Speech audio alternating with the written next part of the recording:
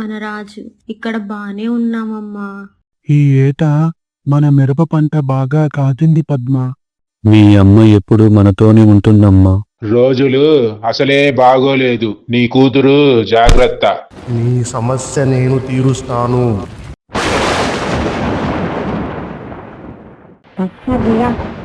ఇది మామూలు బొమ్మ కాదు రోయ్.